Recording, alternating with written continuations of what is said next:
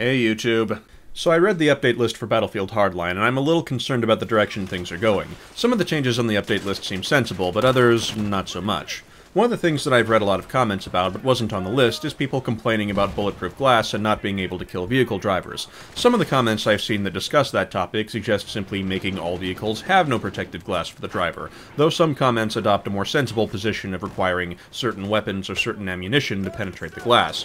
Personally, I think that it's more fair to require a certain ammunition type or some such to penetrate glass on armored cars or MCCs than it would be to simply remove glass on armored vehicles. That sounds unreasonable to me, and I think that should be a reminder that the loudest voices are not necessarily the wisest. Just because someone yells about how they want a zombie mode on a forum doesn't automatically make it a good design decision.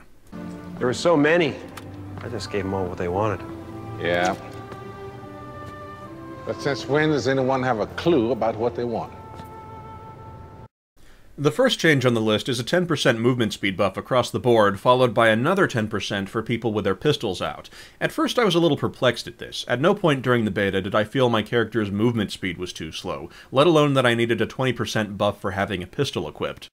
I've heard people say the movement speed change was to address some sort of sluggishness issue with sprinting, but I'm not sure if that was speed-related or more of an animation thing, though that wouldn't answer the pistol-specific boost. That reminded me of the design decisions in Call of Duty to make infantry run around at super speeds to try to make the gameplay more fast-paced, and that seemed strange to me until I connected it to something. In the Hardline beta, I've been accused very often of hacking, more so than in Battlefield 4. Balthazar's wall hacking, Balthazar's aimbotting, report Balthazar, and that made me think at one point, it's almost like I'm playing Call of Duty again. I used to record full matches in Call of Duty 4, Modern Warfare 2, and Call of Duty Black Ops to make guides for specific modes and maps, and in every guide I'm accused of hacking at least once. Now, maybe someone can compare movement speed and map size and such in Hardline, and we can see if for some reason Hardline's infantry move speed legitimately requires a boost. But to me, the idea of infantry as they are in the game being 20% faster for having a pistol out gives me very disturbing reminders of commando knives from Call of Duty. I don't really see the purpose behind this change if it isn't to cater to that kind of demographic, which is a demographic I'd really prefer Hardline doesn't cater to. On that note, Survivalist, one of the equipment items and essentially a self-revive for the medic class, was nerfed to revive the subject at 1 health and auto-inject after 5 seconds. This one stands out to me because I wasn't under the impression that Survivalist was overpowered, but apparently complaining about Survivalist is all the rage in the comments. In my case, after my first hour of playing the Hardline beta and learning what someone reviving from Survivalist looked like, I never at any point since then died to someone I had just killed who revived themselves with Survivalist. However, when I played an operator, I could make good use from Survivalist and kill the person who took me down on many occasions. But this wasn't due to Survivalist being overpowered, or some feat of skill on my part. It was pretty much entirely due to the ignorance and negligence of my opponents. I'm willing to consider Survivalist's mechanics and if something like Survivalist should be in the competitive game or not, and there may be some valid reasons to remove or heavily modify how Survivalist functions, but hearing about how it totally destroyed someone's game because they were fearful that every corpse would revive, and it totally caused teams to lose over and over, reeks of exaggeration and a lack of basic awareness. I always saw it as a free arrest or a minor inconvenience that occasionally took 2 extra bullets. To me, Survivalist has many obvious weaknesses, from the corpse on the ground squirming as if having a seizure and still appearing as a live enemy on the minimap, to being killable and unable to attack while reviving, to the fact that it consistently presents an opportunity to arrest and interrogate the guy reviving himself. It seems to me that Survivalist is largely effective because people refuse to acknowledge its existence.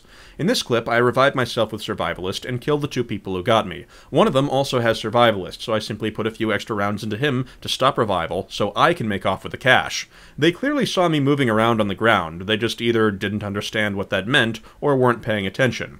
To me, someone using Survivalist is rather obvious, and I've often taken advantage of that to score an arrest. I'd say we need to think about if Survivalist is actually overpowered, or people are just complaining about a mechanic they refuse to understand, and is punishing them for being ignorant and unobservant. Remember, people in the beta have all been somewhat new to the game, and many are so unaware of their surroundings that you can plant C4 on them to stop a vault raid. So despite your pretty lights and naughty girls in nasty tights, and the most impressive scenery you use, you may have dancing mano mano, you may bring on a piano, but they will not give a dammo if you don't have any juice. How many of these people thoroughly examined the strengths and weaknesses of Survivalist? I'm willing to entertain a discussion on if something needs a nerf, but I expect someone to bring to that discussion a coherent argument for why something needs to be nerfed. Most of the complaints I've heard about Survivalist seem to come from people who refuse to adjust to it, and I think that's the real issue here. People are being rewarded with arrest opportunities for being aware of their surroundings, and punished with death for being unobservant. You have paid the price for your lack of vision. The over-the-top grandiose claims that Survivalist completely breaks the game and makes it horridly imbalanced sound rather difficult to believe, from the perspective of someone who never had any trouble dealing with Survivalist-using players. And yet the internet springs to life with people claiming Survivalist ruined their experience. All the way, from comment to comment, you'll see testimonies of how Survivalist ruined these people's lives, stories about how they would have 50 kills and no deaths instead of being 0 and 10 if it weren't for Survivalist, how they wouldn't have crashed the helicopter if it weren't for Survivalist, how they would have the biggest gaming channel on YouTube from their epic 1,000,000-to-1 KD videos, but it was all taken away because of that Survivalist, how their harem only has sex with them 20 times a day instead of 22 times a day because of that Survivalist. Can't you see how these pillars of the internet have had their lives and livelihoods ruined by Survivalist? Oh, boo-hoo! Let me play a sad song for you on the world's smallest violin. This is serious. I know. This really is the world's smallest violin. See? Yeah, I couldn't either.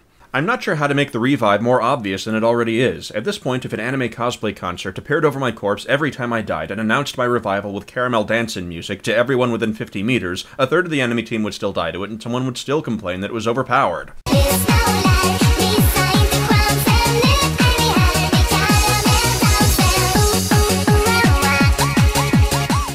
Maybe Survivalist does need to be nerfed, but grand claims about how it destroys the game sound as if they've been lobbied by people who want the game to make things easier for them. If something is to be nerfed, it should be done by calm and rational examination of the benefits and risks inherent with the item and its counterparts. We shouldn't be kowtowing to people just because they whined loudly enough, especially not if they're asking for commando knives and super grenade launchers. If the loudest whiners were given control of the game, I'd be banned on day one. Is that really how we want things to go down? Is Balthazar3457 going to be banned from Battlefield for aimbotting? Times is tough for old Balthazar. Can't make no YouTube videos since he got banned for the wall hacks. Maybe I'll get a job at the NSA. I'll see you next time.